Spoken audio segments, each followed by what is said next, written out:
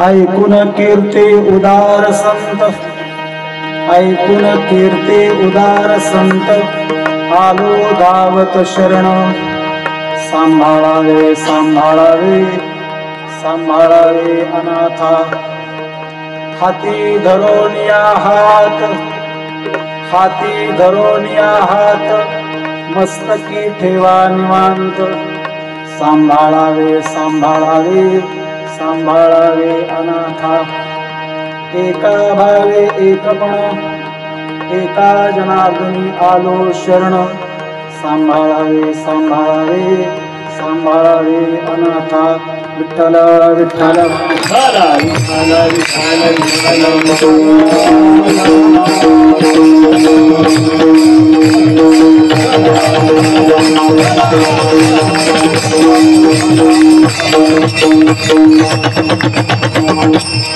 राम नाम कली अभिमत गाता, माता नहीं कली करमन भगती विवेक. राम नाम अवलंबन एक, कली कपट धानु, नाम सुनी हनुमानु. राम नाम नर केसरी कनकसिपु कलिकाल, जापक जन प्रहलाद जिमी पलिही दली सुरसाल. सराळा शिवचंद्र मौळी, फणींद्र माथा मुकुटी झळाळी. कारुण्य सिंधू भव दुःखहारी, तुझेण शंभो मज कोण तारी. सर्वभूतेषु शांति रूपेण संस्थितः, नमस्तस्यै नमस्तस्यै नमस्तस्यै नमो नमः. समचरण सरोजं सांद्र नीलांबुदाभं, जगन्निहित पाणिं मंडनं मंडनानं. तुलसीमाला कंधरं कुञ्जनेत्रं, सदयधवलासं विठ्ठलं चिन्तयामि. भानुजो भानुआराध्येरा, तयाचे कुळी दीपको दिव्य झाला. लागो नितारी समस्ता, नमस्कार माझा सद्गुरु एकनाथा. पांडुरंगा करू प्रथम,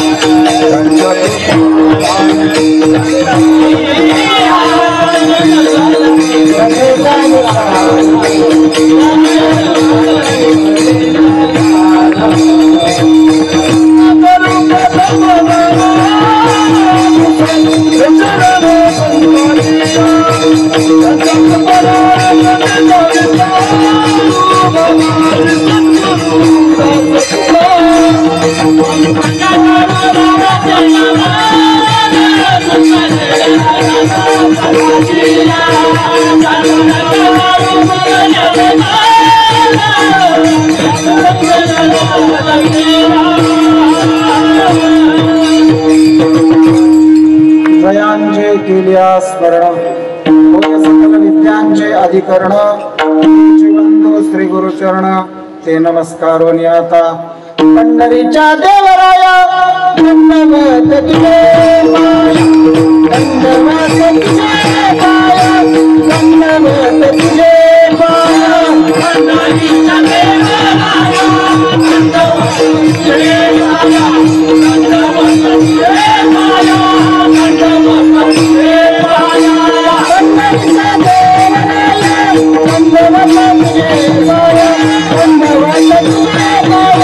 दंडवत तुझे पाया. पंढरीच्या देवराया दंडवत तुझे पाया, दंडवत तुझे पाया, दंडवत तुझे पाया. पंढरीच्या देवराया दंडवत तुझे पाया, ऐकून उदार संत आलो धावत शरण सांभाळावे सांभाळावे अनाथा ओम नमो ज्ञानेश्वरा ओम नमो ज्ञानेश्वरा ओम नमो ज्ञानेश्वरा ओम नमो ज्ञानेश्वरा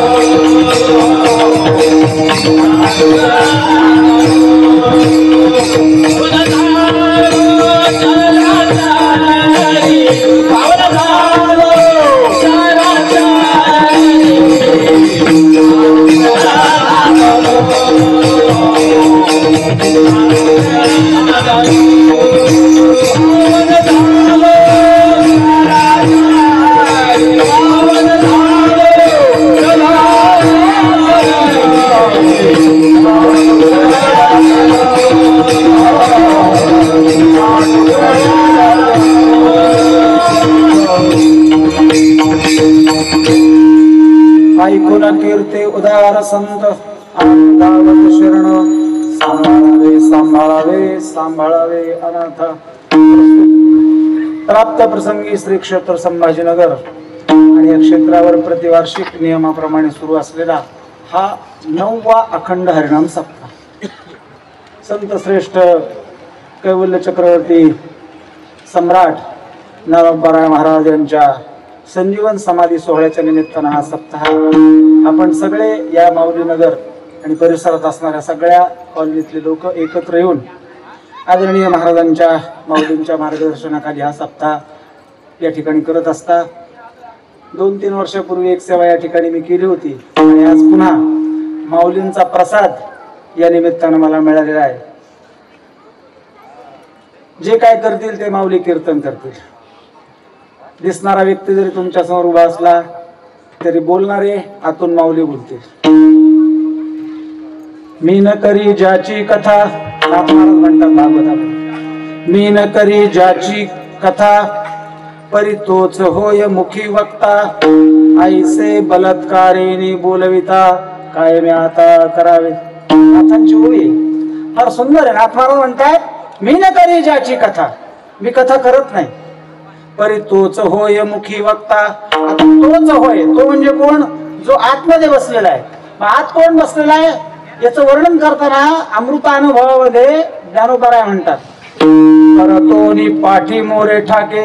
ज्ञानोबरायांच्या अमृतानुभवातली ओवी ज्ञानोबराय म्हणतात परतोनी पाठी मोरे ठाके आप आपणा ते देखे देखत खेळ ओळखे म्हणे हे तत्व मीची विठ्ठल.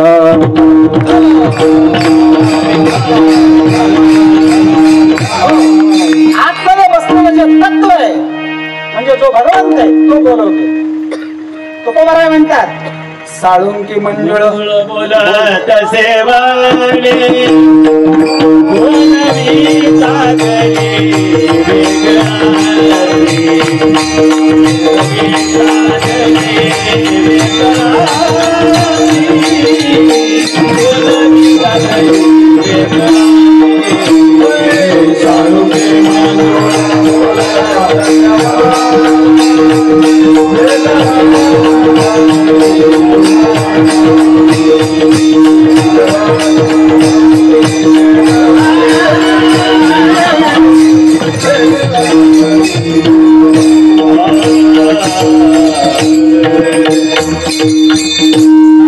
महाराज म्हणले कायमे आपामरे बोलावे उतरे परी त्या विश्वंभरे बोलविले. इथं तुकोबराय विश्वंभर म्हणतात. जो आत बसलेला भगवंत आहे कोण आहे आतमध्ये सर्वाघटी राम आणि तो काय करतो सूर्यप्रकाशक सहस्ररश्मी. जसं सूर्याचं बिंब उगवल्यानंतर केवढं आहे ज्ञानोबा राय म्हणले बिंब तरी बचके एवढे परी प्रकाशास त्रैलोक्य तोकडे. उगवणारं सूर्याचं बिंब जर बघितलं तर आपली मूठ जर सूर्यासमोर धरली तर ते सूर्याचं बिंब झाकलं जातं. पण ज्यावेळेस तो सूर्य उगवून वर येतो त्यावेळेस प्रकाशास त्रैलोक्य कमी पडतो एवढा त्याचा प्रकाश. तसं तुमच्या आमच्या आतमध्ये असलेला जो जीवात्मा आहे जो भगवंत आहे जो प्रभू आहे हा सतत आहे पण आहे याची जाणीव नाही. आता माझ्या सगळं जेवढे उभे आणि जेवढे बसलेले प्रत्येकाचा ठोका चालू आहे का नाही पण कळतो का. ज्यावेळेस आईच्या उदरामध्ये अगदी ज्वारीच्या एवढाच आपला जन्म आपला जन्म झाला आपण केवढे तेव्हा अगदी ज्वारीचे दाणे एवढे तेव्हापासून आपला ठोका चालू आहे कुठपर्यंत जोपर्यंत ठोका मोठा होत नाही तोपर्यंत आहे की नाही. ज्यावेळेस ठोका मोठा होतो आणि त्याचा आवाज येऊ लागतो दुसऱ्याला तेव्हा याला कळतो आणि तो म्हणतो का रे तुझा तर दम फार वाढला. हो ना दम फुललाय माझा छाती फुलले तेव्हा त्याला ठोका कळला तोपर्यंत त्याला कळला नाही आहे पण कळत नाही. मग हे कळवून देणारे कोण आहेत हे कळवून देणारे संत आहेत. म्हणून आपण वारकरी संप्रदायातले सगळे माणसं इतके भाग्यवान आहेत की आपल्या इतकं श्रीमंत दुसरं कोणी नाही. म्हणून वारकऱ्या इतकं श्रीमंत दुसरं कोणी नाही. वारकऱ्यांनी स्वतःची श्रीमंती टिकवली पाहिजे.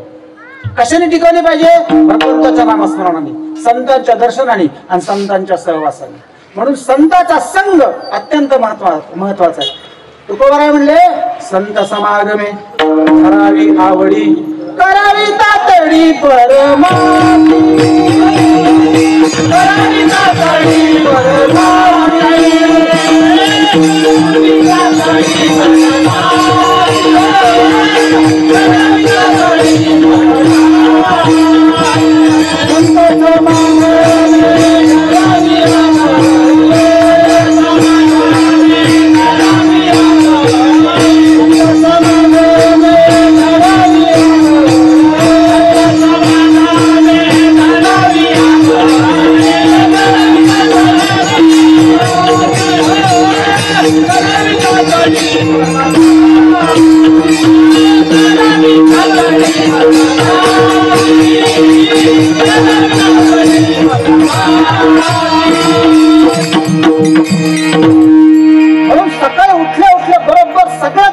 काय करावं तर आपण सगळं जण करतो. कराग्रे वसते लक्ष्मी कर मध्ये सरस्वती कर मुळे तो गोविंदम प्रभाते कर दर्शन. असं केल्यानंतर त्या भगवंताचे उपकार मानावेत. कशासाठी मला तू जाग केलं म्हणून. कित्येक माणसं असे रात्री झोपतात सकाळी उठतच नाही संपलं त्यांचं. मग आपण भाग्यवान आहेत रोज उठलं की देवाच्या संतांच्या आणि देवाचे उपकार म्हणा देवा तू आजचा दिवस दाखवा. जर त्यांना दाखवलं नाही तर दारासमोर गर्दी होते. म्हणून दिवस भाग्याचा. अजून भाग्यवान काय की आपल्याला सगळ्या बघा वारकरी संप्रदायाचं वैशिष्ट्य काय की सगळ्या जातीमध्ये संत होऊन गेले. काय उल्लेख करायचा माहिती का कारण जाती जातीच्या भिंती संतांनी पाडून टाकल्या. पण संतांच्या काळात आणि त्यावेळेस ज्यावेळेस ज्ञानोबराय होते त्यावेळेस संतांची मांदिळी होती. संतांची मांदिळी असताना ज्ञानोबरायच्या काळात सगळे संत होते सगळ्या जातीत. उदाहरण द्यायचं म्हणलं तर 2-3 संतांच्या आपण उदाहरण देऊ. अगदी सोपं. जे अस्पृश्य कुळात जन्माला आले होते की ज्यांचा हेवा त्या काळातला उच्चवर्णीय समाज आणि बाकीच्या सगळ्या जातीतले लोक करत होते असे आमचे चोखोबाराय. पण त्या चोखोबारायला सुद्धा हाताला धरून आमच्या ज्ञानोबरायांनी संत केलं. ज्ञानोबरायांचं वैशिष्ट्य काय जो ज्ञानोबरायांच्या संगतीत आला ज्यांनी ज्ञानोबरायांची संगत धरली ज्यांनी ज्ञानोबरायांच्या चरणावर मस्तक ठेवलं त्या सगळ्यांना ज्ञानोबरायांनी संत केलं. महाराज विठ्ठल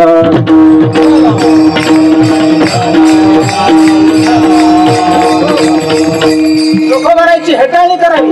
चोखोबाराय जवळ आले तर चोखोबारायला अस्पृश्य म्हणून त्या काळातल्या लोकांनी नाम लोटावं.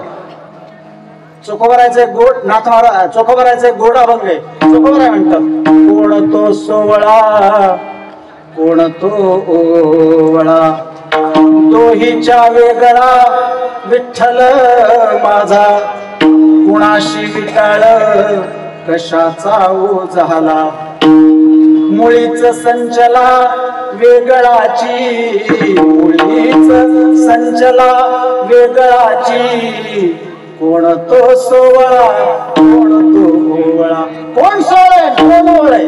मला सांगा, जन्माला माणूस येतो, जन्मानंतर 10 दिवस काय म्हणतो आपण? विटाळे. फक्त त्याला एक गोड शब्द आहे, गोड विटाळ.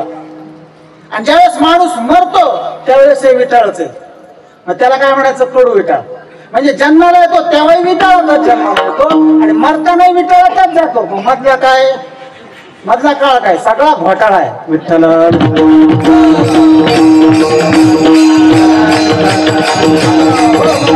घोटाळा असा शब्द का वापरला? जन्माला आला आणि गेला, पण मधल्या काळामध्ये जे करायचं होतं ते त्यानं केलं नाही. मग काय करायला पाहिजे होतं? ज्ञानोबा म्हणले, मानव जात सकळ स्वभावताच भजनशील. आपला जन्म ज्ञानोबा, आपला जन्म देवानं कशासाठी दिलाय? तर फक्त देवाचं भजन करण्यासाठी दिलाय. देवाचं भजन करावं याच्यासाठी दिलाय. पण आपण मुख्य गोष्ट विसरतो आणि बाजूला जातो आणि सगळं सावळ्यात ओळ्यात म्हणून 16 ओळ जे आहे हे संतांनी बाजूला सारलं. म्हणून चोखोबारायसारख्या गंमत अशी झाली एकदा, नामदेवरायांनी आणि आपल्या वाड्यामध्ये सगळ्या संतांना जेवायला बोलवलं. आता नामदेवरायचा वाडा 14-15 मोठ्या खोल्या, भलं मोठा अंगण, अगदी एकरभर लांबीचा त्यांचा तो एवढा मोठा वाडा. आणि त्या वाड्यामध्ये सगळे संत जेवायला बोलले. आता संताला घरी जेवायला बोलवल्यानंतर महाराज सगळा वाडा सारून काढला शेणानं. चौरंग सजवले, पाठ सजवले, रांगोळ्या काढल्या, उदबत्ती समया सगळं काढलं. अगदी पंचपक्वानाचं जेवण केलं, ताटं मांडले. नामदेवरायाकडे काय कमी होते? महाराज श्रीमंत होते. नामदेवराय सगळे संत श्रीमंतच होते. फक्त तुकोबारायांच्या श्रीमंतीचं वर्णन लोक करत नाहीत. तुकोबारायाच्या संसाराचं, तुकोबारायाच्या संबंधीचं वर्णन करणारा लोक विचित्र पद्धतीने करतात. तुकोबाराय सुद्धा श्रीमंत होते. निळोबाराय त्यांच्या संदर्भाने आरतीमध्ये लिहिताना म्हणतात, प्रपंच रचना सर्व ही भोगोली त्यागिली, अनुतापाचे ज्वारी देहबुद्धी हवेली. प्रपंचात होते पण प्रपंचात नव्हते. हे तुकोबाराच्या बाबतीतही होतं, नामदेवराच्या बाबतीत होतं, नाथांच्या बाबतीतही होतं. संसारात होते पण संसारात नव्हते. नाथ महाराज म्हणतात, म्हणजे महाराज म्हणतात, संसारी असावे आसोरी नसावे. नाथ महाराज तर म्हणतात, पक्षी अंगणी उतरती,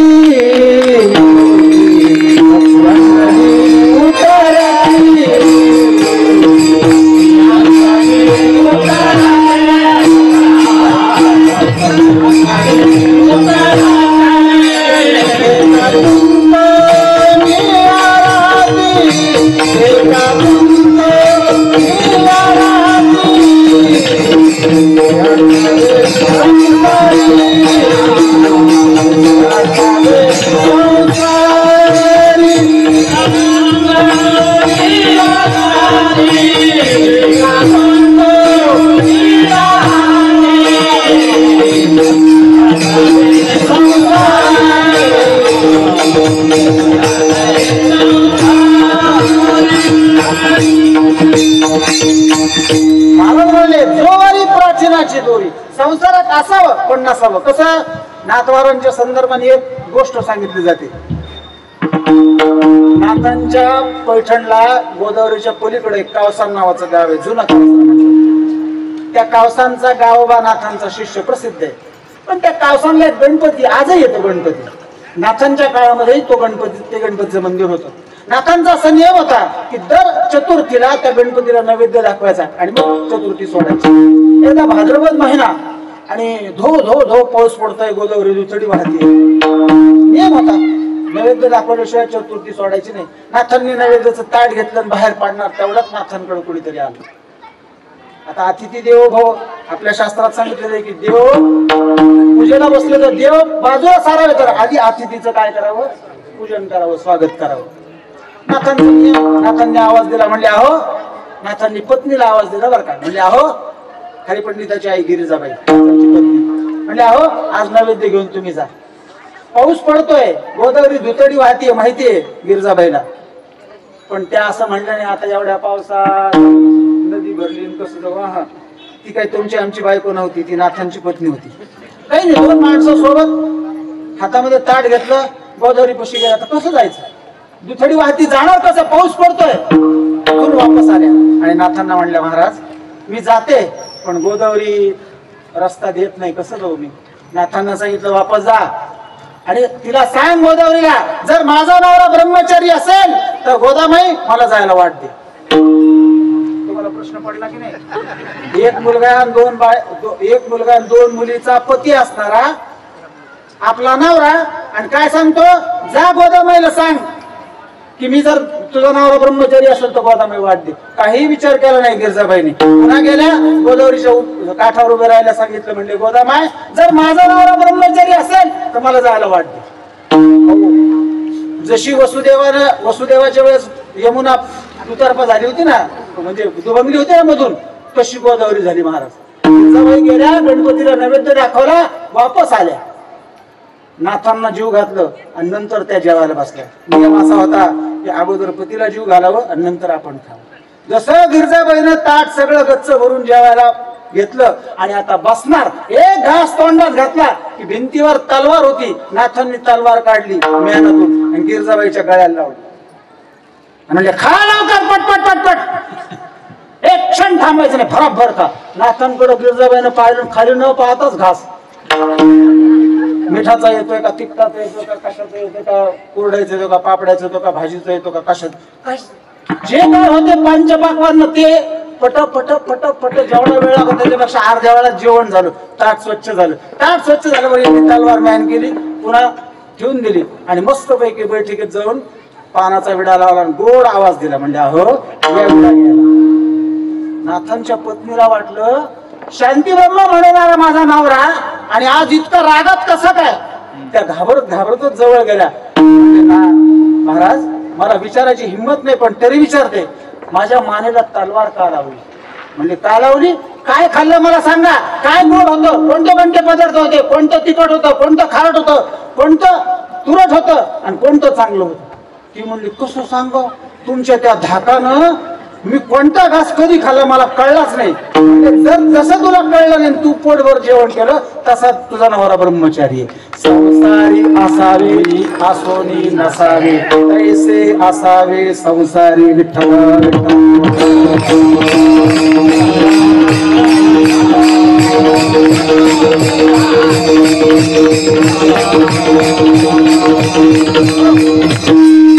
सगळ्या जाती जमातीमध्ये संत झाले महाराज. मी तुम्हाला सांगत होतो, चोखोबारासारखे श्रेष्ठ नामदार खरी जेवायला सगळ्यांना बोलवलं, सगळी पानं मांडली आणि हातामध्ये पाणी घ्यायला सांगितलं नामदेवरायाला. म्हणजे नामदेवरा हातात पाणी घ्या, बसा म्हणे सगळे जण. हातात पाणी घेतलं आणि सोडा म्हणजे गायत्री म्हणते. ओम भूर्भुवः स्वः तस्य वितुर्वरेण्यं भर्गो देवस्य धीमहि असं म्हणलं. बसा आता. आचमन घेतल्याबरोबर ज्ञानोबाराच्या लक्षात आलं, आमच्या ज्ञानोबारायांच्या, की माझ्या शेजारचं ताट तर वाढून ठेवलं पण बसलेल्या माणसाचा पाठ रिकामा आहे. आणि मग ज्ञानोबारायांनी विचार केला, म्हणजे नामदेवराय कोण राहिले बघा बरं एकदा. सगळे जेवायला बसले. नामदेवरायांनी नजर मारली, ज्ञानोबारायांनी सगळीकडे बघितलं तर लक्षात आलं की चोखोबाराय तिथे नव्हते. आणि मग ज्ञानोबांनी सांगितलं, म्हणजे ज्ञानोबाराय नामदेवराया चोखोबाराय नाही बघा कुठे. ज्ञानोबारायला वाटलं एक शेजारच्या खोलीत असतील, हात धुत असतील, म्हणून त्यांनी बघितलं सगळ्या मला कुठंच नव्हते, अंगणात नव्हते. आणि मग त्यांच्या लक्षात आलं की अजून चोखोबारायला वेळ लागला काय. म्हणून वाड्याच्या बाहेर जसे पडले तसे वाड्याच्या बाहेर चोखोबाराय असा हात घेऊन खाली मान घालून वाड्याच्या बाहेर उभे होते दारात.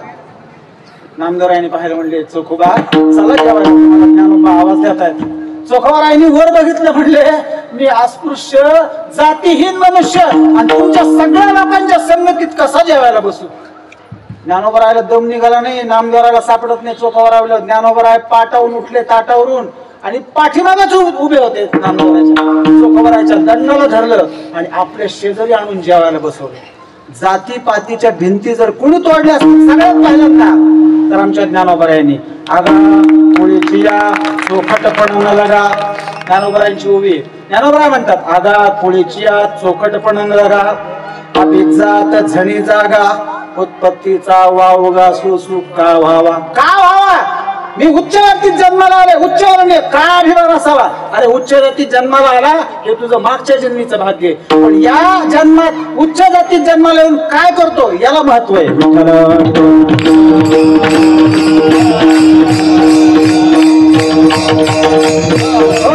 म्हणून जन्माला आलं याला महत्व नाही, कुठं आलं याला महत्व नाही, जन्माला येऊन काय करतो हे महत्वाचं आहे. म्हणून जन्माला येऊन काय करावं, तर जन्माला येऊन भगवंताचं नामस्मरण करावं. जन्माला येऊन काय करावं, तर संतांच्या संगतीमध्ये राहावं. अजून एक उदाहरण म्हणून आपण आमच्या सावतोबांचं उदाहरण घेऊ. सावतोबा आहे भगवंताचं भजन ज्या जागेवर बसून करत होते तिथून पंढरपूर किती लांब आहे, अगदी जवळ. परवा महाराजांचं कीर्तन झालंय आरणला. हरिभक्त आदरणीय प्रमोद महाराज वर्ग 1चे अधिकारी आहेत, माझे फार चांगले मित्र आहेत, उत्तम कीर्तनकार आहेत. तुम्हाला संभाजीनगर मध्ये माहिती आहे, आज अत्यंत प्रेमासाठी कीर्तन ऐकायला आले. वास्तविक पाहता या काळामध्ये कुठलाही कीर्तनकार कुणाच्या कीर्तनाला बसत नाहीत. हरिभक्त आदरणीय पोपट महाराजही आहेत, कीर्तनकार बसत नाहीत, कारण त्याला वाटतं आपण मोठे. आणि मोठे म्हणलं की विषय संपला. माऊलींनी मला सूचना दिली की काही सांगायचं नाही, फक्त माऊली म्हणायचा. आनंद वाटतो मला. कुणाविषयी काही सांगणं यापेक्षा कुणाविषयी काही न सांगणं हेच मोठेपणे महाराज.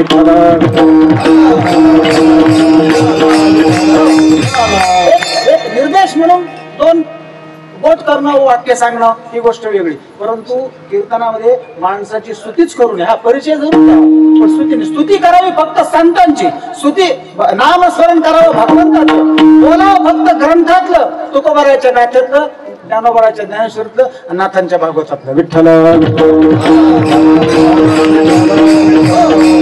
जसं आणून बसला महाराज. महाराज म्हणले आगा कुळीची चोखट म्हणला का, अभि जात झणी जागा का, का अधिकार, का तुम्हाला अभिमान असावा. जिथं अभिमान आहे तिथं देव नाही.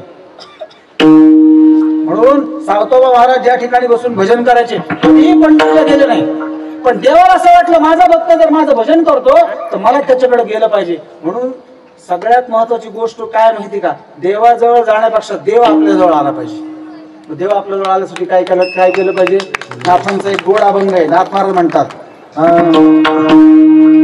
वैष्णवा घरी देव सुखावला, वैष्णवा घरी देव सुखावला, वैष्णवा घरी देव सुखावला, वैष्णवा घरी देव सुखावला.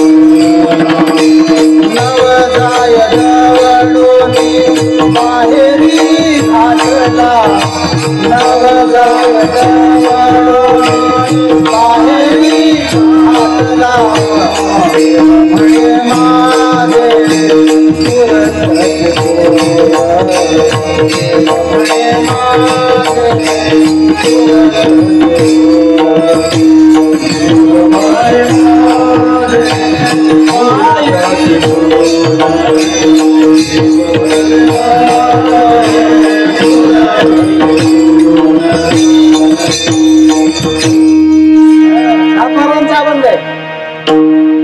म्हणे माझ्या पुरसे गोड संगती गोड या वैष्णवांची, देवनेवनी घातीला दुरी, परतोनी पाहे घरा भितरी, कीर्तनाची देवा आवड मोठी, एका जनार्दनी पडली मिठी. नाथांचा अभंग आहे. नाथ महाराज म्हणतात एवढी ताकद आहे भक्ताजवळ की जवळ आलेला देव जर तुमच्या कीर्तनात तुमच्या भजनात जर व्यत्यय करत असेल तर देवाला सुद्धा बाहेर घालायची ताकद कुणामध्ये, भक्ताजवळ आहे महाराज.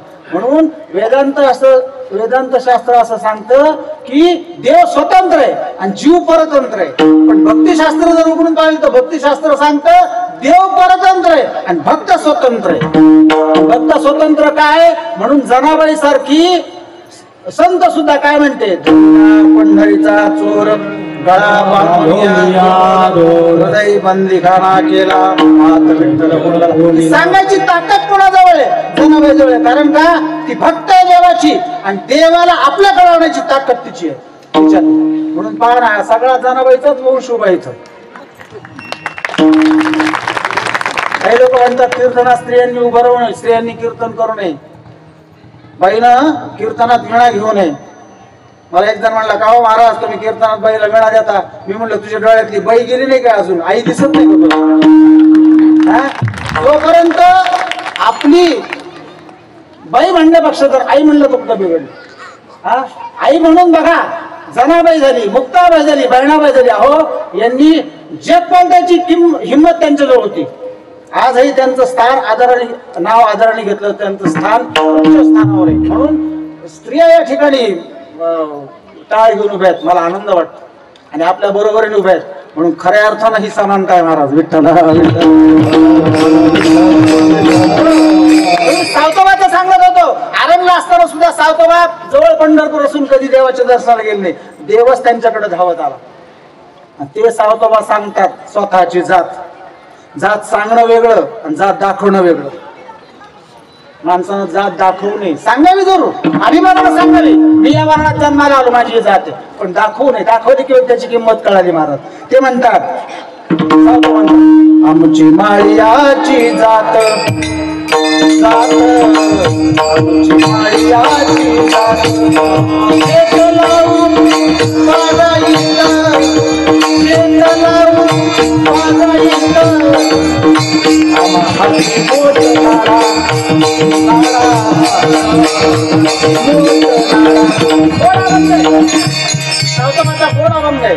पाणी जाते फुलदाडा ही जात सांग काय याच्यावर बोलतो माहिती का मी?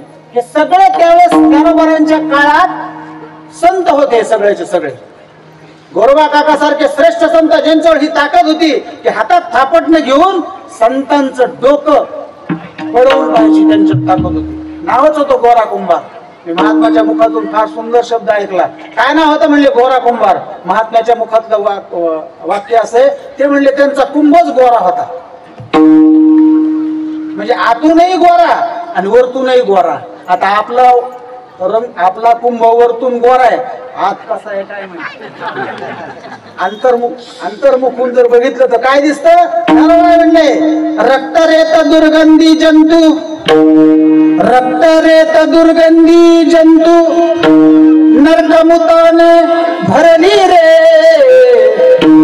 नवाठाई ती फाटून गेली, तिथवा आमासी दिधली रे, कांबा तुझी घोंगडी चांगली,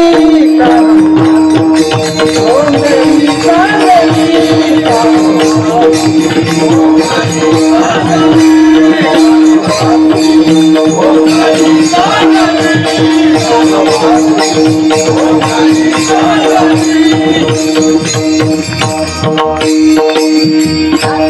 घोंगडी प्रकरण पहा.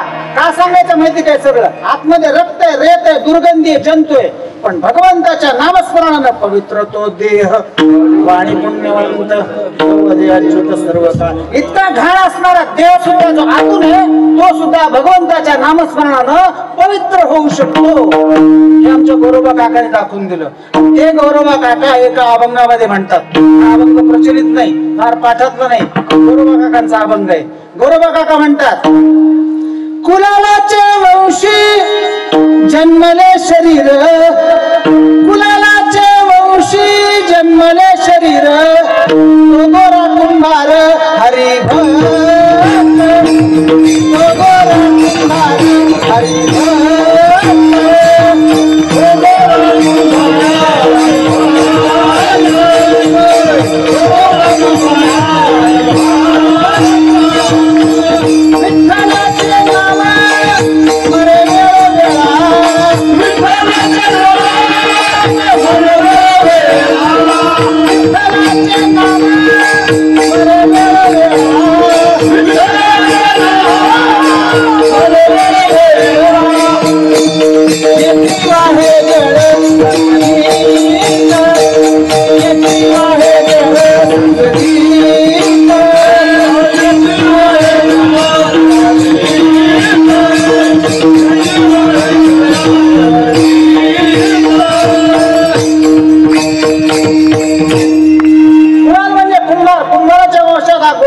जन्माला आला. पण त्याचं काय केलं त्यानं? भगवंताचं नामस्मरण काय केलं? त्याच्या विठ्ठलाचे नामस्मरण वेळोवेळा, भगवंताचं नामस्मरण सतत.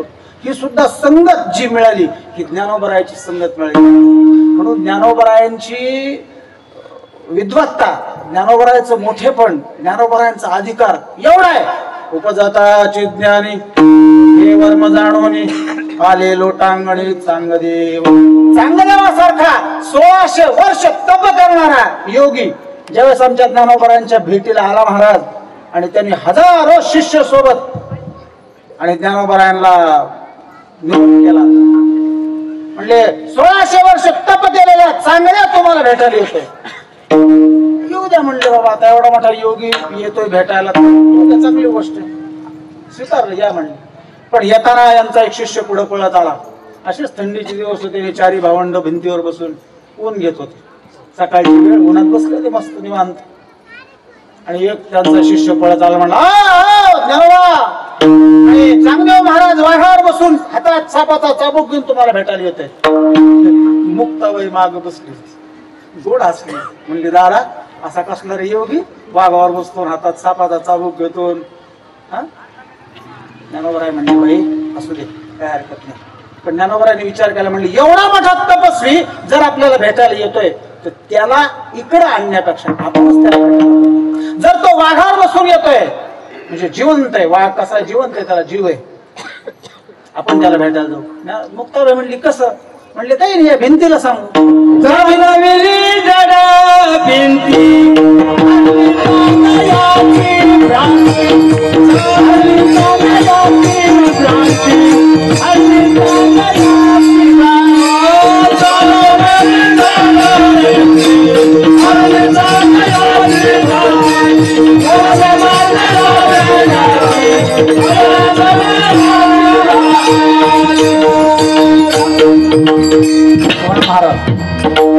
चालविली जड भिंती, हरली चांगल्याची भ्रांती, मोक्ष मार्गेचा सांगला ती. नाथांचा अभंग आहे. कैवल्याचा पुतळा प्रगटाला भूतळा, चैतन्याचा जिवाळा ज्ञानोबा माझा, साधकाचा मायबाप. नाथांचा अभंग आहे. सगळं वर्णन ज्ञानोबारायचं केलेले. आमचे ज्ञानोबाराय हे साधकाचे मायबाप आहेत. आणि जसे ते भेटायला आले महाराज, यांची भिंत चालत गेली. आणि ज्यावेळेस ती निर्जीव भिंत चाललेली चांगदेवानी पाहिली आणि त्याला आश्चर्य वाटलं की मी जरी जिवंत माणूस जिवंत वाघाला चालवतोय, पण माझे ज्ञानोबाराया निर्जीव भिंतीला चालवतात. 1600 वर्ष तप केलेला चांगदेव खाली उतरला आणि मुक्ताबाई सगळं ज्ञानोबा निवृत्तीला सोपान देवाला काय केलं, लोटांगण घातलं. आले लोटांगणी हा एक ज्ञानोबारायांच्या आणि त्या चांगदेवाचा जो गर्व होता तो गर्व हरण्यासाठी आमच्या ज्ञानोबारायांनी ही ख्याती केली. अजून काय ज्ञानोबाची ख्याती आहे, काय सांगू ज्ञानोबाची ख्याती. महिषांशी बोलविले पैठणचं उदाहरण आहे. आजही तो भाग ज्याला नागघाट म्हटलं जातं, ती ब्राह्मण सभा होती.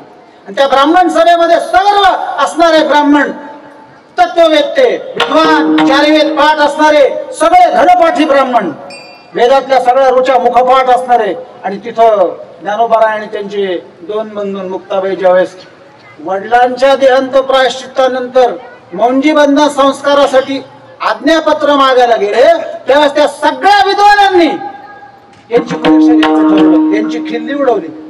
जसे ते चौघा भाऊ समोर उभे होते, एका ब्राह्मणाने विचारले, म्हणले का रे तुझं नाव ज्ञानदेव ना? ज्ञानदेव नाही म्हणले. तुझं नाव ज्ञाना ना? म्हणले हो. ज्ञानोबाराय बोलताना अतिशय लवून बोलायचे. विठ्ठलपंतांचं जर तुम्ही चरित्र वाचलं ज्ञानोबारायांच्या वडिलांचं, तर विठ्ठलपंत सुद्धा शरीरानं किडकिडत होते. अगदी फार काही अंगावर मांस होता असं नाही, शरीरानं किडकिडत होते. उंच पुरं होते, कान मोठे होते, दंडावर त्यांच्या बेलपत्राची खूण होती, म्हणजे जसं तिळ असतो ना तसा त्यांच्या दंडावर. आणि नाक सरळ होतं, डोळे मोठे होते आणि बोलताना दृष्टी लावून बोलायचे, कधीही वर दृष्टी करून बोलत नव्हते. तशीच भूमिका ज्ञानदेवांची त्यावेळेस स्थिती होती, दृष्टी लावून बोलत होते. म्हणले हो. आणि असं संभाषण चालू असताना त्या ब्राह्मण सभेच्या दारासमोरून एक पखाला चालला होता. फार पूर्वीच्या काळी त्यावेळेस रेड्यावरून चांबड्याच्या त्या पखालीमध्ये पाणी घालायची पद्धत होती. आणि ते पाणी घालणारे लोक त्या काळातले कोळी समाजाचे होते. तो कोळी त्या रेड्याच्या पाठीमागे होता आणि रेड्याच्या पाठीवर पखाल होती, त्याच्यात पाणी भरलेलं. तो कोणाच तरी घरी घेऊन चालला होता. आता तो कोळी म्हणजे काय, सगळं अंग त्याचं उघडं आणि कुठं तरी कमरेपासून गुडघ्यापर्यंतच अंगावर धोतर घातलेलं आणि एक पांच्या फाटका त्यांनी अंगावर घेतलेला आणि तो चाललेला. तेवढ्यात एका जणांनी आवाज दिला, हे म्हणले तुझा रेडा आण आतमध्ये. तो घाबरला, तो कोळी घाबरला आणि रेड्याला आण म्हणल्यावर होतो आज्ञाच.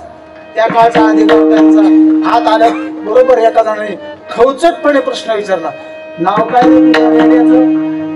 त्यांनी घाबरत घाबरत सांगितलं, ज्ञान्या. त्या रेड्याचं नाव ज्ञान्या होतं. तेवढ्यात सगळी सभा हसली आणि एका जणाने प्रश्न केला, म्हणले बघ त्याचंही नाव ज्ञान्या आणि तुझंही नाव ज्ञाना. आता काय कर म्हणले, त्या रेड्याच्या मुखातून ज्या रुचा तुला पाठ आहेत त्या रुचा त्याच्या मुखातून तू म्हणून दाखवशील. निवृत्तीनाथांकडे ज्ञानोबानी फक्त बघितलं, आपल्या सद्गुरूकडे, आपल्या दादाकडे. निवृत्तीनाथ हे ज्ञानोबरायांचे सद्गुरू. पण सद्गुरूचं वर्णन करताना ज्ञानोबराय म्हणले, उगाच माता ठेविजे चरणी तेची भले, निवांत माता ठेविजे चरणी तेची भले. सद्गुरूच्या चरणावर निवांत माता ठेवावा आणि निवांत राहावं, बाकी काही करू नये. हा एक हिंदीतली म्हणे माझे वडील कीर्तनात सांगायचे, धक्का दणका खाते रहे ना लेकिन दरबार में पडे रहे ना. कुणी तुम्हाला धक्का मारू दे, कुणाची लाट लागू दे, कुणी तुम्हाला हुसकून देऊ दे, पण तुम्ही दरबारात पडून राहा. कशासाठी? ज्या गालिच्यावरून राजा चालतो तो गालिचा तुम्हाला कधी पाहायला मिळत नाही, तिथं तुम्हाला झोपायला मिळत. तसं संतांच्या दरबारात उगाच पडून राहा. म्हणून कधी कधी मला असं वाटतं, या सगळ्या टाळकऱ्यांनी गायनाचार्यांनी सुंदर गावं, त्यांनी सुंदर वाजवावं. महाराज तुम्ही सुद्धा उत्तम कीर्तीवर साथ द्यावी आणि या बाकीच्यांनी पडून राहावं. हे माझ्या बघितलं सांगत नाही. महाराज म्हणले, पडून राहीन तय ठाई उगाच संताची पायी. संतांच्या पायाजवळ उगा पडून राहावं, कुणी विचारू नाही तर न विचारू. संतांच्या जवळ बसल्याचा फायदा काय माहिती का? 3 फायदे. सगळ्यात पहिला फायदा, तुम्ही ज्याच्या जवळ बसले, ज्या संताच्या, त्याच्या पाया पडले की लोक तुमच्या पाया पडतील. तुम्ही बिड्या वाढता, तंबाखू खाता का अजून कुठं जाऊन औषध टाकता, लोक पाहत नाही. बाजूला बसले म्हणजे कुठेतरी मोठा माणूस आहे, तर ठीक आहे. पहिली गोष्ट ही तुमचे लोक दर्शन करतात. दुसरं काय? मधुकल्याम, घृतकल्याम, पंचपाकवरून जेवण मिळतं. त्यांच्यासोबत तुम्हालाही, त्यांना उद्बत्ती राहिली तुम्हालाही उद्बत्ती, त्यांच्या शरीर समय की तुम्हालाही समय. आणि तिसरा फायदा काय? तर मोक्ष मिळतो. मोक्षाचं जाऊ द्या, फाल राम राहिलं, पण हे मिळतं हे विशेष. विठ्ठल कसं ज्ञानोबाने आपल्या सद्गुरूंकडे बघितलं आणि निवृत्तीनाथाने सुद्धा आज्ञा केली महाराज डोळ्याने की ज्ञानदेवा आज सगळं कडतं काढून घ्यायची. बिलकुल. जसा तो रेडा ज्ञानोबारायांच्या जवळ आला महाराज, ज्ञानोबाराय पुढे गेले 2 पावलं.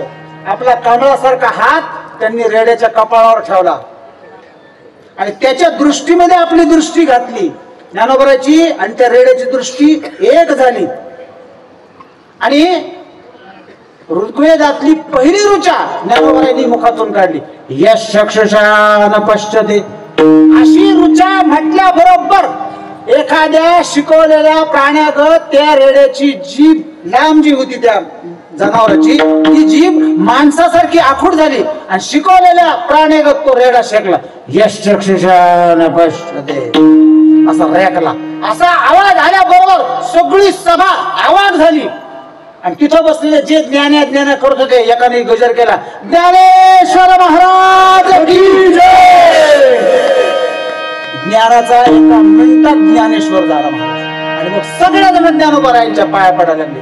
ही ख्याती, हे सगळे चमत्कार, या सगळ्या गोष्टी त्या काळातल्या संतांनी बघितल्या, अनुभवल्या. आणि त्यांच्या नंतर जवळपास 238 वर्षांनी नाथांचा जन्म झाला. आणि नाथांनी सुद्धा ज्ञानोबारायांचे हे सगळे चमत्कार ऐकले, वाचले, अनुभवले. ज्ञानेश्वरी सारखा श्रेष्ठ ग्रंथ नाथ महाराज रोज वाचत होते. नाथांच्या संदर्भात अशी एक गोष्ट सांगितली जाते की अंबाजोगाईचे दासोपंत स्वामी जेव्हा नाथांच्या घरी त्यांच्या आमंत्रणाने गोकुळाष्टमीला आले आणि गोकुळाष्टमीचा उत्सव जेव्हा संपला तेव्हा नाथांच्या घरचा असणारा सगळा डाम डौल बघितल्यानंतर त्यांना जाव वाटणं दासोपंताला. आणि त्यांनी सांगितलं, नाथ महाराज आता 4 महिने मला इथंच राहायचं, पण तुम्ही मला काय ऐकवणार? नाथांनी सांगितलं, तुम्ही जी आज्ञा कराल मी तुम्हाला ऐकवणार. आणि मग दासोपंतांनी सांगितलं की मी 1 लाख ओव्यांची पासोडी लिहिली. दासोपंतांनी 1 लाख ओव्या लिहिल्या होत्या. त्यांना असं वाटत होतं की मी ज्ञानेश्वर महाराजापेक्षा श्रेष्ठ आहे. ज्ञानोबारायांनी तरी काय फक्त 9,000 ओव्या लिहिल्या, 9,033 ज्ञानेश्वरीतल्या. पण मी 1 लाख ओव्यांची पासोडी लिहिली. ते स्वतःला तितका अधिकारी समजत होते. पण ज्यावेळेस नाथांच्या घरी येऊन त्यांनी बघितलं सगळा गर्व हरण झाला, पण थोडासा शिल्लक होताच, थोडासा शिल्लक असतोच उच्च वर्णातला. आणि मग म्हणले काय कोशील नाथ महाराज मला? तेव्हा नाथांनी सांगितलं, म्हणले मी तुम्ही जी आज्ञा कराल ते. आणि मग त्यांनी सांगितलं की ज्या ज्ञानोबरांच्या ज्ञानेश्वरीचं तुम्ही एवढं वर्णन करताय नाथ महाराज, मला त्या ज्ञानेश्वरीच्या पारायण, मला त्या ज्ञानेश्वरींच्या ज्या ओव्या आहेत ज्ञानोबरांच्या त्याच्यावर तुम्ही मला प्रवचन करून दाखवा. नाथ महाराज म्हणले काय हरकत नाही. नाथांनी झालं सुरू. जसं गोकुळाष्टमी संपली महाराज, कार्तिक पौर्णिमेला चातुर्मासाची सांगता असते तोपर्यंत, म्हणजे श्रावण, भाद्रपद, अश्विन आणि कार्तिक 4 महिन्यामध्ये आमच्या नाथांनी फक्त ओम नमो ज्याद्या वेद प्रतिपाद्या जय जय संवेद्या आत्मरूपा ही जी ज्ञानेश्वरी पहिली ओळ पहिल्या अध्यायातली, त्याच्यातल्या फक्त ओम या शब्दावर, ओम या अक्षरावर नाथांनी 4 महिने प्रवचन केलं. आणि मग दासोपंतांना नाथांचा अधिकार कळाला आणि ज्ञानोबरायांचा अधिकार कळाला. ही ज्ञानेश्वरीची केलेली सेवा, ही ज्ञानेश्वरी केलेली प्रवचन, हे सगळं नाथांच्या उपयोगाला आलं. आणि एक दिवस नाथांच्या असं लक्षात आलं की एवढी जर कीर्ती माझ्या ज्ञानोबरायांची आहे, तर मग अशा कीर्ती मी जी कीर्ती मी माझ्या ज्ञानोबाची ऐकली, का न मी ज्ञानोबरायांचं दर्शन घ्यायला जावं. म्हणून अभंगाच्या पहिल्या उदार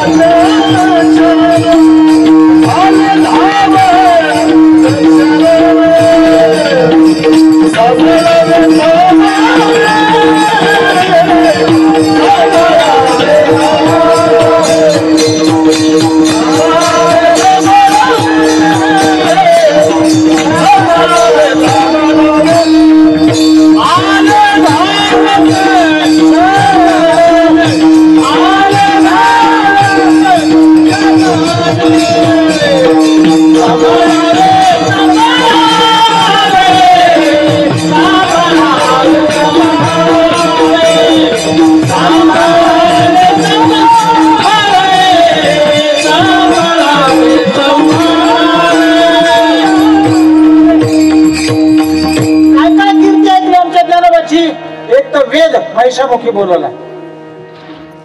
गंमत अशी महाराज की रेड्यामुखी वेद बोलविला असं नाथांचा अभंग. पण काही जणांनी त्या काळात आक्षेप घेतला, म्हणले रेडा कस काय वेद बोलून बघा, काही सांगते बघा ना. संतांवर सुद्धा आक्षेप घेणार लोक याच काळात, असं नाही त्या काळात सुद्धा होते. पण ही बाब त्यावेळेस लोक म्हणले की नाही नाही, रेडे आडनावाची कुणी माणसं असतील आणि त्याच्या मुखातून वेद बोलला असा. बाब आमच्या नळोबरायला आवडली नाही. एका संताची केलेली निंदा दुसऱ्या संताला आवडत नाही. एका माणसाची केलेली निंदा आपण आपल्या कानाने ऐकतो. बरोबर, अजून काय अजून काय असं का, बरोबर, हा ते तसा नाही तसाच. वास्तविक पाहता निंदा ऐकू नये, निंदा करू पण नाही आणि ऐकू पण. निंदा जर ऐकू येत असेल तर उठून जावं, करू नये. आणि ज्ञानोबरा म्हणतात, तर ज्ञानोबरा हे म्हणतात निंदा सध्या सोडून स्वकीर्ती कानी ना ऐकावी, स्वतःची कीर्ती सुद्धा कानानं ऐकू नये. इथं ज्ञानोबराची कीर्ती, एवढी कीर्ती ज्ञानोबराची पसरली महाराज. कीर्ती आणि प्रसिद्धी या 2 शब्दामध्ये जमीन आणि आसमानचा अंतर. तुम्ही म्हणाल कीर्तीत आणि प्रसिद्धीत काय फरक आहे? तर प्रसिद्धी पैसे देऊन मिळवता येते. नीट आहे का शब्द? प्रसिद्धी पैसे देऊन मिळवता येते आणि प्रसिद्धी जोपर्यंत तुम्ही पैसे द्या तोपर्यंतच मिळते. पण कीर्ती मात्र दिगंतर असते. मरावे परी कीर्ती रूपी उरावे. जे जे आपल्यातून गेले पण चांगलं काम करून गेले असे सगळ्यांचं नाव आपल्या लक्षामध्ये राहतं. मला सांगा, तुम्हाला तुमच्या वडिलाचं नाव माहिती, आजोबाचं नाव माहिती, पणजोबाचं किती जण माहिती? एवढ्या बसलेल्यापैकी किती जणांना माहिती झालं आपले पंजोबा कोण? नाव नाही सांगतात, ठराविक लोक खापर पंजोबा. त्याच्यानंतरचे का नाही लक्षात राहत? कारण त्यांनी काही कीर्तीच केली नाही. त्यांनी जर कीर्ती केली असती तर 17 पिढ्या भानुदास महाराजापासून तर माझ्यापर्यंत मला माहिती आहेत. कारण का मधल्या सगळ्या लोकांनी कीर्ती केली म्हणून आम्हाला पाठ आहे. त्या 2 माणसं जास्त लक्षात राहतात, एक म्हणजे भानुदास आणि दुसरे म्हणजे नाथ महाराज. कारण का यांनी वंश उद्धारला महाराज. म्हणून जे वंश उद्धारतात असे बाप असतात. आमचे तुकोबाराय ज्ञानोबारायकडे पाहतात आणि काय म्हणतात? जगी ऐसा बाप व्हावा,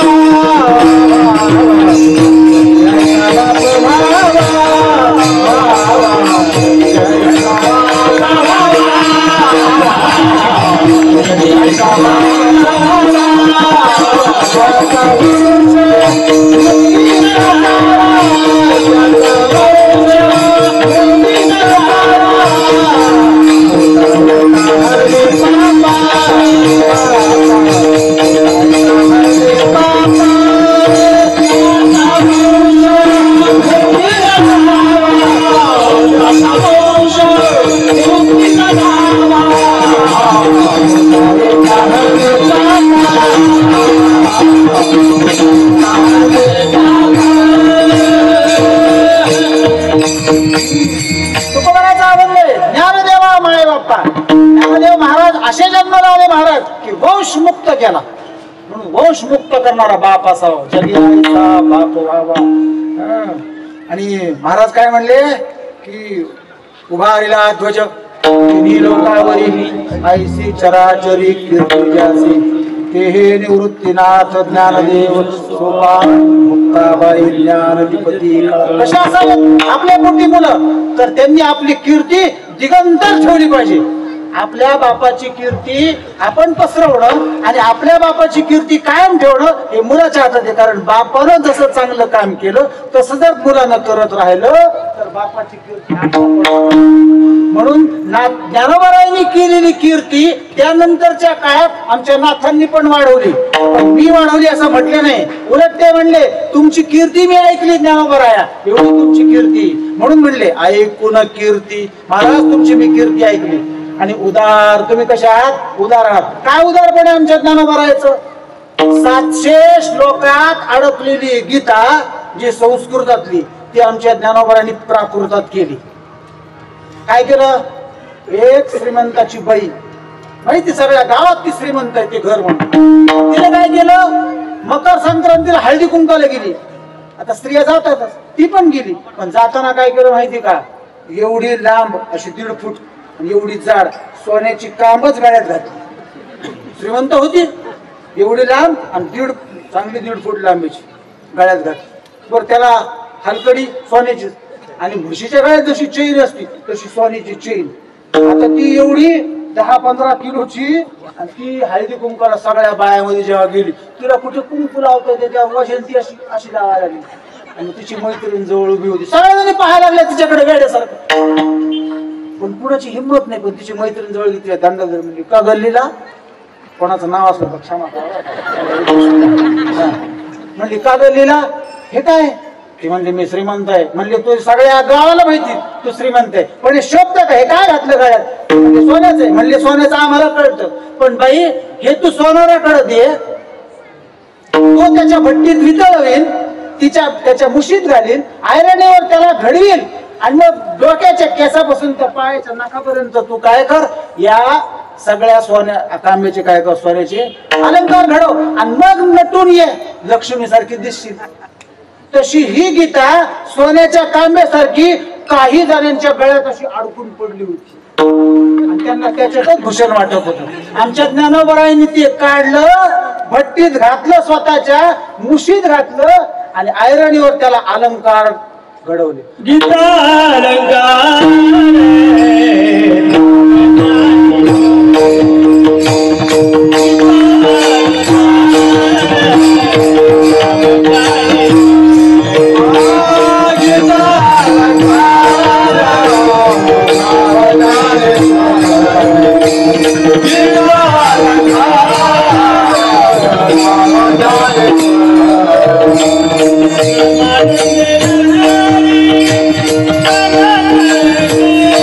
Thank you.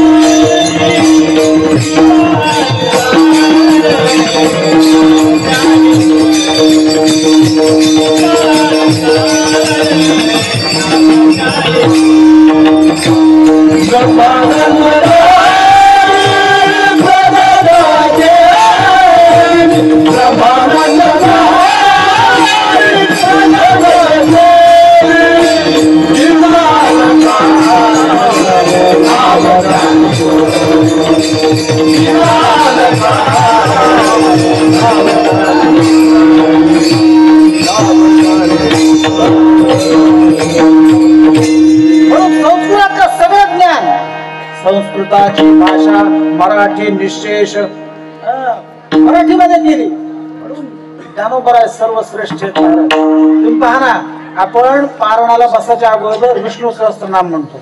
ओम विश्व विष्णुर्वशटकारो भूत भव्य भवत प्रभो भूतकृत भूत भूतवावो भूतात्मा भूत भावना भूतात्मा परमात्मा च मुक्तानां परमागती अव्यय पुरुष साक्षी क्षेत्रज्ञोक्षर एव च. आता असं म्हणत म्हणत कठांग पाणी लक्षभ्य सर्व प्रणाला इद ओम नम इति इथपर्यंत आपण म्हणतो. मला सांगा किती जणांना विष्णू सहस्त्रनाम पाठ आहे? ज्यांना पाठ आहे ते म्हणतात, ज्यांना पाठ नाही ते नुसतं असं करतात. काही चूक नाही त्यांची. पण हे सुद्धा विष्णू सहस्त्रनाम जे संस्कृतात आहे, आमच्या तुकोबारांना असं वाटलं सर्वसामान्यांना पाठ नाही, आणि ज्यांना पाठ आहे ते ज्यांना पाठ नाही त्यांच्याकडं वेगळ्या नजरेनं बघतात. आम्हाला पाठ आहे तुम्हाला नाही, अशा नजरेनं पाहतात. हे तुकोबाराला आवडलं नाही. त्यांनी संस्कृतातलं विष्णू सहस्त्रनाम मराठीत ट्रान्सलेट केलं आणि काय म्हटले? श्री अनंत मधुसूदना पद्मनाभा नारायणा जगद्व्यापका जनार्दना आनंदघना. कसा म्हणायला लागला? कारण का प्राकृतात आलं ना संस्कृतातलं, आणि प्राकृत भाषा आपली भाषा आहे मूळची. ही मूळ भाषा ज्ञानोबरायांनी ओळखली आणि सगळ्याच्या सगळं ज्ञान संस्कृतातलं प्राकृत आणलं. हा उपकार केला जगासी उपकार. आणि काय केलं? तारियले नारी नर. हा उपकार तुम्ही केला म्हणून तुम्ही कसे आहात? उदार आहात. म्हणजे कृपाळू उदार माझा ज्ञानेश्वर, कृपाळू उदार माझा ज्ञानेश्वर, कृपाळू उदार माझा ज्ञानेश्वर,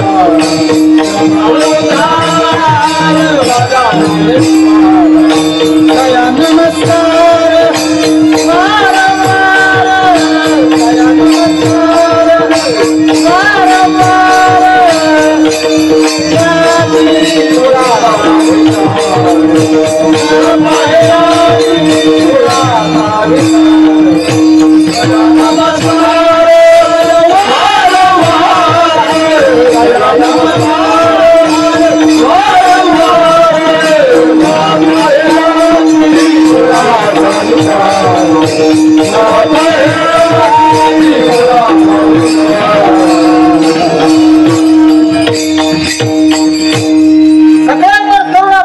आमचे ज्ञानोबराय भक्त करुणा करत ज्ञानाबाई. म्हणून ज्ञानोबराय कसे म्हणले? उदार आहेत. उदार असे असणारे ऐकून कीर्ती उदार.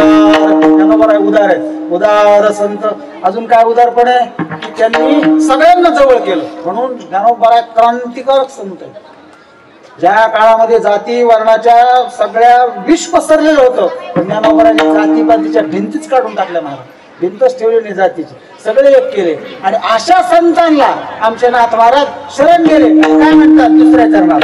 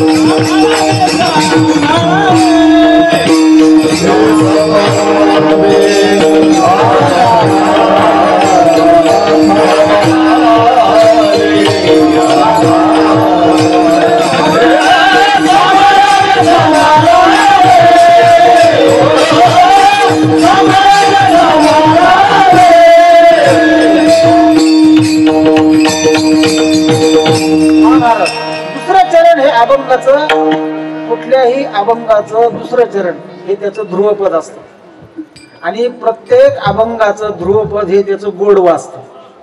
गोडवा शब्दाचा अर्थ कळला. जर तुम्हाला अभंग वाचून लक्षात आला नाही तर अभंग पुन्हा पुन्हा वाचायचा आणि वाचूनही लक्षात नाही आला तर त्याचं ध्रुवपद लक्षात ठेवायचं आणि त्याच्यावर लक्ष द्यायचं. अभंगाच्या दुसऱ्या चरणामध्ये म्हणजे ध्रुवपदामध्ये त्या अभंगाचा सार असतो, ज्याला आपण आशय म्हणतो. इंग्रजीत सांगायचं तर सिनॉप्सिस. जसं फुलांपासून अत्तर तयार केलं जातं, मग फुलांचा काय काढला जातो, फुलांचं सार काढलं जातं. तसं प्रत्येक अभंगाचं ध्रुवपद हे त्याचं गोडवं आहे. इथं महाराज म्हणतात सांभाळावे सांभाळावे. नाथ महाराज ज्ञानोबारांच्या दर्शनाला नेहमी जायचे, पण एक दिवस असा प्रसंग आला की ज्ञानोबारांच्या दर्शनाला जायचं पण त्यांचं नेमकं स्थान कुठं लक्षात येईल. जायचं आपलं आळंदी जायचं, दर्शन घ्यायचं. कारण मधल्या 200-250 वर्षामध्ये ज्ञानोबारांनी जी संजीवन समाधी घेतली होती त्या काळात, त्या 2-250 वर्षात त्या ज्ञानोबारांच्या समाधीवर सगळीकडून जंगल पसरलं. नेमकी समाधी कुठे आहे आळंदीला, पण नेमकं स्थान लक्षात येत नव्हतं. आणि मग एक दिवस नाथांची ती भक्ती बघितली आणि मधल्या काळात काय झालं होतं माहिती का, ज्ञानोबारांनी जी ज्ञानेश्वरी लिहिली होती त्या ज्ञानेश्वरीतल्या काही ओव्या विद्वानांनी आपल्या मनानेच ज्ञानेश्वरीत टाकल्या. म्हणजे ज्या मूळ ओव्या आहेत त्या बाजूला गेल्या आणि मनानेच काही ओव्या त्याच्यामध्ये अक्षरशः जर मराठी शब्द वापरायचा गावरान भाषेत तर घुसाडल्या. आणि त्या नको असणाऱ्या ओव्या ज्ञानोबारायांना सहन होईनात. कुठं आतमध्ये समाधीत बसू. आणि मग ज्ञानोबारायांनी नाथांना आज्ञा केली आणि ज्ञानोबारायांनी नाथांच्या स्वप्नात गेले आणि स्वप्नात जाऊन दृष्टांत दिला आणि सांगितलं, महाराज माझ्या आळंदीला या, माझी जागा शोधा आणि माझ्या गळाला जी अजान वृक्षाची मुळी लागलेली आहे ती काढा. श्री ज्ञानदेवे येवोनी स्वप्न, श्री ज्ञानदेवे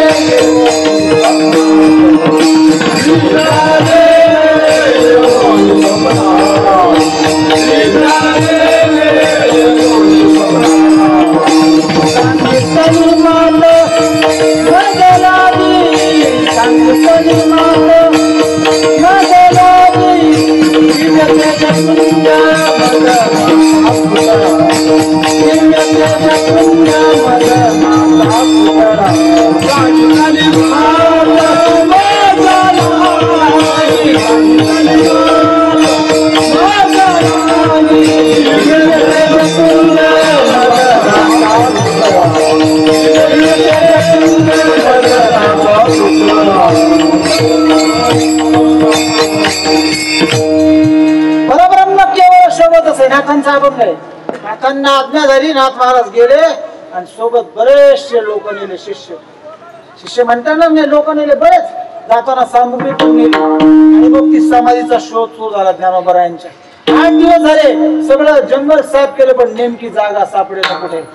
नाथ महाराज थकलेत आणि आता आलेल्या लोकांच्या सोबतच सगळं असलेलं सामान संपलं. काय जीव घालाव यांना असा प्रश्न ज्ञानोबारायांना पडला. आणि नाथांचाच अभंग आहे, ज्ञानदेव झाले वाणी आले सामुग्री घेऊन. ज्ञानदेव वाणी झाले आणि सगळ्या समाजासाठी सामुग्री घेऊन आले. आणि पुढे त्यांच्या जेवाखायची व्यवस्था कोणी केली, ज्ञानोबारायांनी केली वाणी घेऊन. आणि मग 9व्या-10व्या दिवशी सहज सगळं काम करत असताना थकले म्हणून नाथांनी एक असा ओटा दिसला, त्या ओट्यावर बसावं म्हणून सहज ओट्यावर टेकणार तर त्या दगडावर हात ठेवला. तुमचा दगड होता असा आपण त्या उखळामध्ये खलबत्त्यामध्ये घालतो की नाही, बाप्पा ठेवतो की नाही, तसा आकाराचा एक दगड. त्याच्यावर हात जसा हात ठेवला तसा तो दगड फिरला. दगड फिरल्याबरोबर काय झालं, आतमध्ये विवर दिसलं, गुहा. त्या आतमध्ये डोकून पाहिल्यावर तिथून सूर्याचा प्रकाश जसा यावा तसा प्रकाश हातून दिसू लागला. आणि नाथांच्या लक्षात झालं की इथंच नाही आला.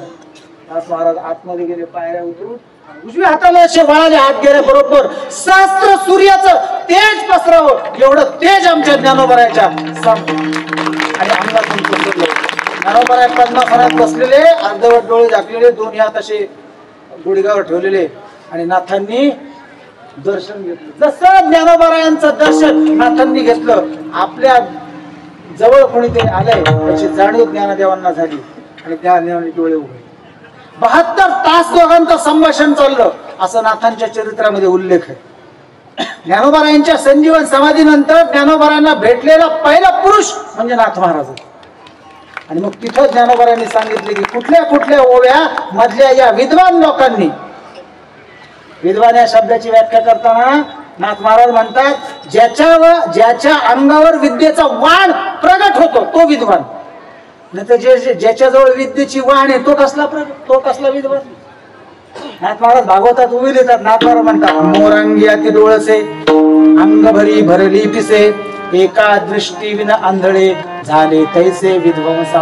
असे विद्वान आहेत म्हणले की ज्याच्या जवळचं ज्ञान हे सगळं कसं आहे, शब्द ज्ञान आहे, आत्म ज्ञान काही नाही.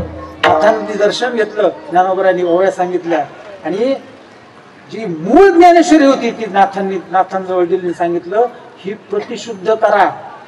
आणि नाथांनी ती ओवी ज्ञानोबरायांच्या ज्ञानेश्वरी ज्ञानोबरायांच्या आज्ञेनं आणली. आणि आज आपण जी ज्ञानेश्वरी वाचतो ही नाथांनी ज्ञानोबरायांच्या आज्ञेनं प्रतिशुद्ध केलेली ज्ञानेश्वरी वाचतो. हे सगळे उपकार नाथांचे आणि ज्ञानोबरायांचे सुद्धा आहेतच. मग नाथ महाराज म्हणले महाराज माझ्यावर तुम्ही एवढा उपकार केला, आता काय करा, सांभाळावे सांभाळावे सांभाळावे. दुसऱ्या चरणात असे 3 शब्द आलेत, सांभाळावे सांभाळावे सांभाळावे. म्हणजे कधी कधी सांभाळावं, जन्माच्या अगोदर सांभाळा, मृत्यूनंतर सांभाळा आणि मधल्या काळात सुद्धा माझा सांभाळ करा. 3 वेळेस. पुन्हा रज तम सत्व रज तम हे जे गुण आहेत हे सगळ्याच्या सगळे महाराज रजगुण जसा आहे तसा तमोगुण पण आहे. मग सत्व म्हणजे चांगला गुण आहे, पण तरी सुद्धा हा सुद्धा चांगला गुण सुद्धा त्रासदायकच आहे. मला सांगा, आपण कोणाकडे जर गेलो तर तो कधी तो माणूस आपल्या हाताला अत्तर लावतो. आपण हात पुढे करतो त्याने अत्तराची बाटली. आता अत्तर लावलं, वास चांगला आला, वा छान आला. पण काही वेळानंतर जर आपण त्या अत्तर लावलेल्या हातावरून जर असं बोट ठरवलं त्याच्या वळकाट्या येत्या का नाही, कशाच्या, मळाच्या. मला सांगा, इकडच्या हाताला अत्तर नाही, याच्या वळकाट्या निघत्या, इथे मळ निघतो, याला वास येत नाही. याला वास येतो शेवटी मळाचाच ना. म्हणजे सत्वगुण सुद्धा जर जास्त झाला तर तो सुद्धा त्रासदायक ठरू शकतो. म्हणून नाथ महाराज म्हणले माझ्या अंगी त्रिविध तापाची झाली बोळवण देखील या चरण वैष्णवांनी. माझ्या जवळचा त्रिविध ताप सुद्धा जाऊ द्या म्हणून म्हणले सांभाळावे सांभाळावे सांभाळावे. अनाथ, आता नाथ महाराज अनाथ आहेत का? अहो सगळ्या अनाथांचे ते नाथ आहेत, पण ज्ञानोबा समोर मात्र ते अनाथच आहेत. आपण सुद्धा ज्ञानोबाच्या दर्शनाला जाताना अनाथ होऊन गेलं पाहिजे. आणि मग ज्ञानोबाचं दर्शन देत नाही. पण तुम्ही जर अनाथ होऊन ज्ञानोबाच्या दर्शनाला गेले आणि ज्ञानोबाच्या समाधीवर डोकं टेकवलं तसं यांनी प्रमाण दिलं. गीता अलंकार नाव ज्ञानेश्वरी आणि पुढे म्हणले ब्रह्मानंद लहरी प्रगट केली. ब्रह्मानंदाची लहर ज्ञानोबाच्या समाधीवर डोकं टेकवलं की आपल्या पायातून वीज चमकावी तशी चर्कन वीज चमकून टाकतो. नाथ महाराज म्हणले सर्व सुखाचे लहरी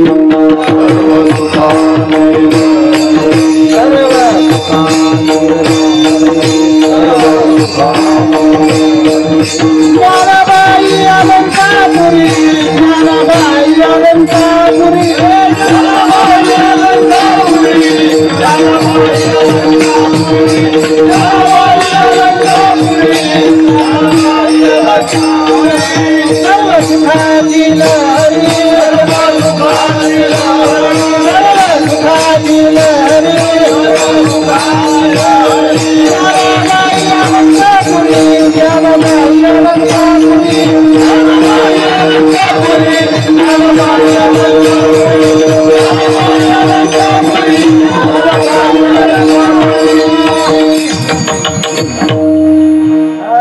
शिवपुट हे जुनाट ज्ञानाबाई तिथे मुकुट आहे ना त्यांचा म्हणून आपल्याला जो ज्ञानोबरायांचं दर्शन त्यांच्या समाजावर डोकं ठेवून घेतो आणि जर डोकं टेकवल्यानंतर त्याच्या डोळ्यातून पाणी येत नाही तो माणूस मराठी मातेतलाच नाही माणूस.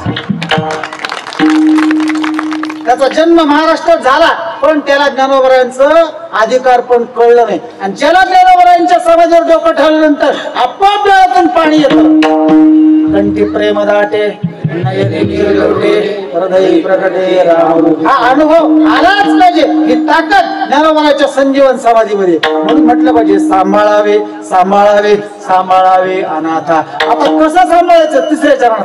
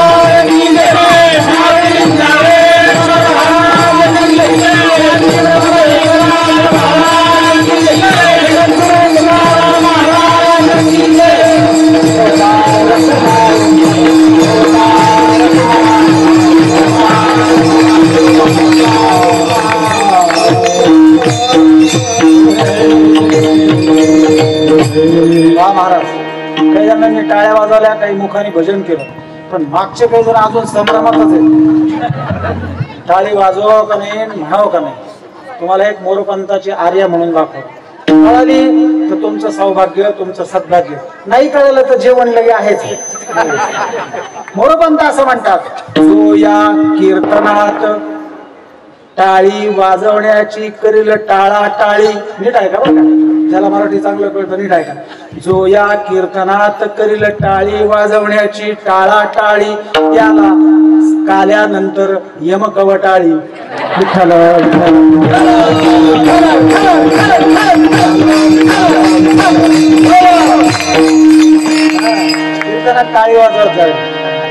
कर टाळी बोला मुखाने भजन करावं, हाताने टाळी वाजवावी. टाळी वाजवल्यानं आपल्यातले दोष निघून जातात आणि आपल्याला उत्साह येतो.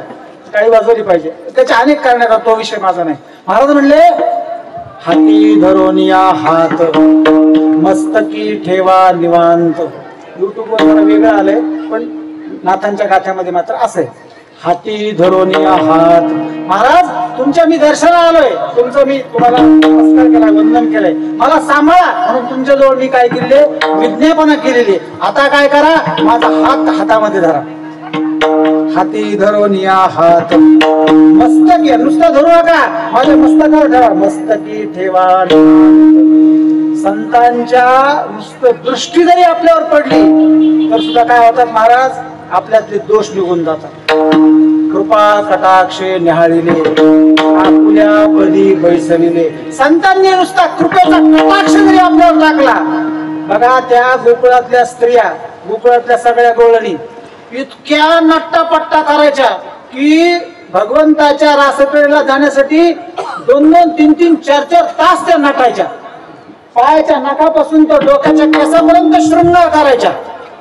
एक दिवस एक म्हातारी म्हणली, का ग एवढ्या तुम्ही नटता, एवढ्या लाखो गवळणी सगळ्या गोपिका, त्या भगवान कृष्णाचं तुमच्याकडे लक्ष तरी जातं का?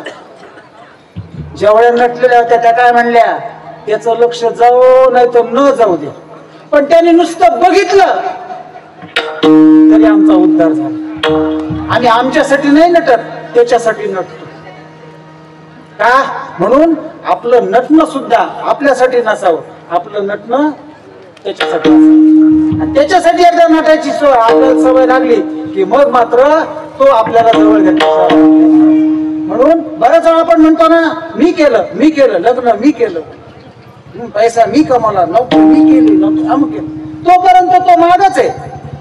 पण ज्या दिवशी तुम्ही म्हणाल मी नाही केलं, सगळं त्याच्यामुळे झालं, तो म्हणतो होय बरं तू आता माग, मी पुढे. तो एकदा पुढे झाला की तुमचे सगळे दुःख निघून गेले. म्हणून हा अनुभव नाथांच्या जवळ आहे.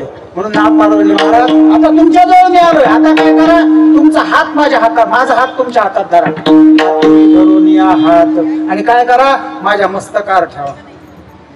तुकोबा काय म्हणले, लावून या हात माथा सांगितलेली चिंता. एकदा संतांचा हात आपल्या मस्तकावर आला रे आला की आपली चिंताच संपली. कारण का, संत हे आपल्या मस्तकावर हात ठेवल्यावर काय देतात, प्रेम देतात. आपण कशाची भुकेले, सगळे फक्त प्रेमाचे भुकेले. म्हणून संतांकडून काय मागावं, तर प्रेम मागावं.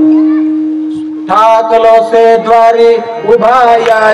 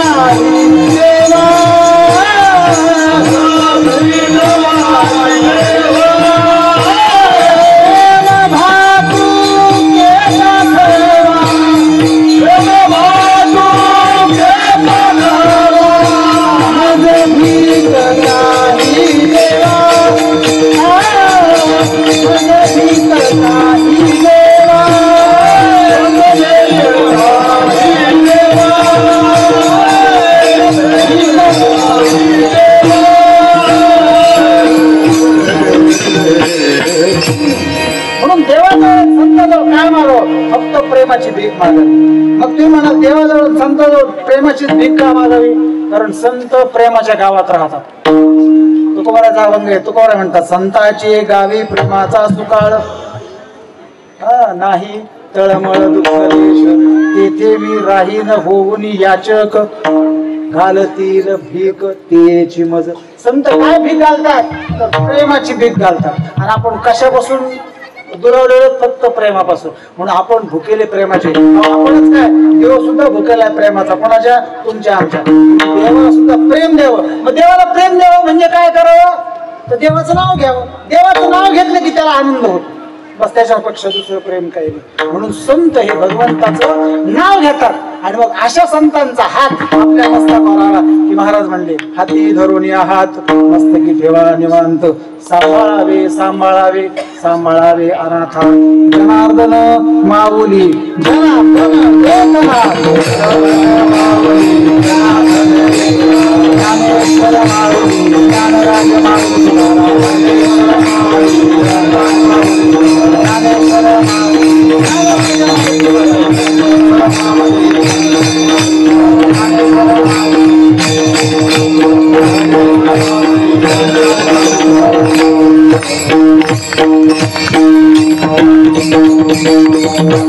ऐकून कीर्ती उदार संत आलो धावत शरण सांभाळावे सांभाळावे सांभाळावे अनाथा हाती धरून या हात मस्तकी ठेवा निवांत सांभाळावे सांभाळावे सांभाळावे अनाथा. आणि शेवटच्या चरणात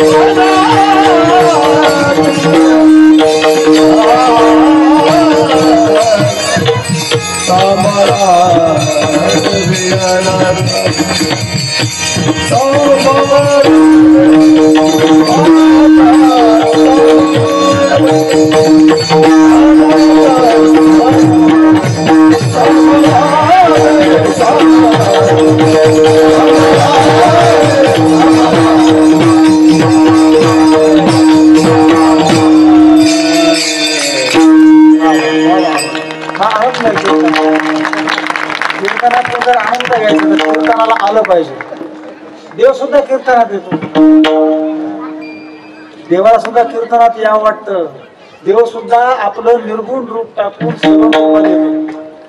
ज्ञानोबा म्हणले, जोवरी दोन्ही भुजा घेऊनी आलिंगावया लागोनी तव संगाचेनी सुरवाडे मज विदेहा देह धरणे घडे किंबहुना आवडे निरूपम तो पहावा हे डोळे म्हणून अचक्षुची मज सोळे डोळे हातीचे नी लीला कमळे उजतया ते. देव सुद्धा त्याचं निर्गुण रूप टाकतो आणि सगुण रूपात कीर्तनात येऊन बसतो. मग तुम्ही म्हणाल देव इथं आहे का? देव इथंच आहे. ज्या ज्ञानोबरायांच्या संजीवन समाधीला देव उपस्थित होते महाराज, हा अधिकार आहे ज्ञानोबरायांचा. भगवंतानं यावं, सगळे संत तर होतेच नामदेवरायासारखे बाकीचे सगळे संत, पण देव सुद्धा ज्ञानोबरायांच्या संजीवन समाधीला उपस्थित राहतो.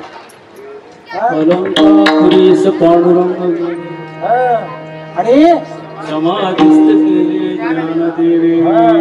तुम्ही ज्यावेळेस नगरला जाता तिसगावच्या पुढे गेलं ना की डाव्या हाताला वृद्धेश्वरची कमान लागते आणि त्याच रोडवर देवराई नावाचं एक गाव आहे. देवराई, तुम्हाला माहिती आहे त्या गावाचं नाव देवराई काय? असं सांगितलं जातं की ज्ञानोबराच्या संजीवन समाधीमध्ये 33 कोटी देव आले होते. नुसता पण त्यांचा पांडुरंगच नव्हता. तर ज्ञानोबराचं दर्शन घेण्यासाठी त्या देवांची रांग त्या देवराई पर्यंत होती, आळंदी पासून, आणि शेवटचा देव तिथे होता. म्हणून त्या देव गावाचं नाव देवराई. मला आता कल्पना करा तिथून आळंदी किती लांब आहे. एवढी रांग देवांची ज्ञानोबरायांच्या समाधीसाठी होती. आणि आज ज्ञानोबरायांचा 748वा संजीवन समाधी सोहळा. आपण आज आळंदीत नाही पण अलंकापुरीच इथं आली. तो सुख सोहळा काय देव आज इथे, कारण का जे तेथे असे देव उभा जैसी समचरणाची शोभा. दोन्ही चरण सम ठेवून भगवंत कीर्तनात. आणि जर कीर्तनात देव आहे तर आपण घरी काय करतो? म्हणून आपण सुद्धा कीर्तनात आलं पाहिजे, कीर्तनाचा आनंद घेतला पाहिजे, भजनाचा आनंद घेतला पाहिजे. कानानं ऐकलं पाहिजे, मुखाने भगवंताचं नामस्मरण केलं पाहिजे आणि हाताने टाळी वाजवली पाहिजे. म्हणून तुमच्या सगळ्यांना माऊली असतील, आदरणीय प्रमोद महाराज असतील, आदरणीय पोपट महाराज फरकाडे असतील, आदरणीय महाराज मंडळी आहेत. मला महाराजांनी अनेक कीर्तनामध्ये सुंदर अशी साथ पेटीवर दिलेली आहे. आदरणीय महाराज आहेत. सगळे महाराज मंडळी ज्यांचा अधिकार आहेत सगळे समोर बसले आहेत. सुंदर अशी साथ सर्व गायनाचार्यांनी कीर्तनामध्ये दिली. सुंदर अशी साथ मृदंगावर आपण दिली. महाराज तुमच्या सद्गुरूंना, तुमच्याही सद्गुरूंना नमन करतो. तुमच्या सगळ्यांच्या श्रोतृवर्ग, पितृवर्ग, मातृवर्ग, या सप्ताह कमिटीचे सगळे संयोजक, आयोजक, सगळे अध्यक्ष, उपाध्यक्ष, सगळे सदस्य, या सगळ्यांना धन्यवाद देतो. आणि ज्ञानोबरायाला विनंती करतो की भगवंता अशी सेवा त्यांच्या सगळ्यांच्या हातून घडू दे, त्यांच्या सगळ्यांच्या मुखामध्ये जाईपर्यंत नामस्मरण राहू दे आणि मलाही एक दिवस असं कीर्तनातच येऊ दे. म्हणजे माझं शेवटचं कीर्तनातच आलं पाहिजे अशी ज्ञानोबरांच्या चरणी प्रार्थना करतो. आणि जसा भगवंतांनी सगळ्या या कीर्तनासाठी शक्ती दिल्या तसा सगळ्या शक्ती अगदी मरेपर्यंत कीर्तनासाठी कायम राहू दे अशी ज्ञानोबरांच्या चरणी नाथांच्या चरणी प्रार्थना करतो. पुन्हा एकदा तुम्हाला सगळ्यांना शांती संत एकनाथ महाराजांच्या राहत्या वाड्यात जिथं भगवंतानं आपल्या पवित्र हातानं त्या पवित्र रांजणामध्ये जल भरलेलं आहे त्या मंदिरात तुम्ही आलात जिथं तो रांजण आहे की उजव्या हाताला जे दार आहे ते माझं घर आहे. आपण सगळ्यांनी नाथांच्या दर्शनाला यावं माझ्याकडे यावं अशी अपेक्षा या व्यक्त करतो.